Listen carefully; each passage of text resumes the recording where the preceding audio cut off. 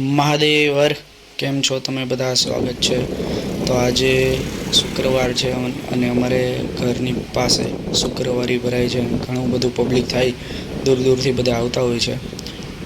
તો આજે જઈએ છીએ ખોલવાડ યજમાનના ઘરે હવનકુંડ બનાવવા, કારણ કે કાલે નવચંડી યજ્ઞ છે. તો યજ્ઞ માટે અત્યારે તૈયારી કરવા જઈએ છીએ. હવનકુંડ બનાવવાનો છે અને હું અહીંયા પાસોદરા પાટિયા પાસે ઊભો છું. બીજા દાદાની વાટ જોઉં છું, ભાવેશ દાદાની, અને ક્યારનો વાટ જોઉં છું પણ હજી કાંઈ આવ્યા છે નહીં. અડધી કલાકથી આ વાટ જોઉં છું ને હવે ભાવેશ દાદા ફોન કરે છે કે હવે ત્યાં નથી જવાનું, લસકાણાથી જવું છે.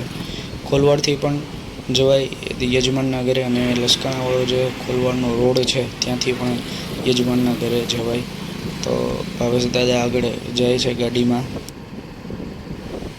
તો યજમાનના ઘરે આવી ગયા છીએ અને કુંડની પણ તૈયારી થઈ ગઈ છે. યજમાને પણ ઘણી બધી મદદ કરી, સરસ મજાનો કુંડ બની ગયો છે.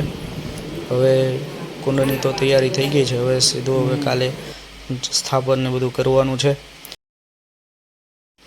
તો આજનો વ્લોગ અહીં જ પૂરો કરીએ. મળશું હવે આવતા નવા વ્લોગની અંદર. અને કામરેજની અંદર પૂજાપાની દુકાન છે મારે, શ્રી રાંદલમાં પૂજાપા ભંડાર એન્ડ અગરબત્તી.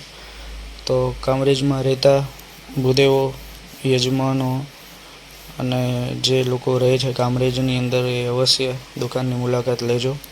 મહાદેવ હર બધાને.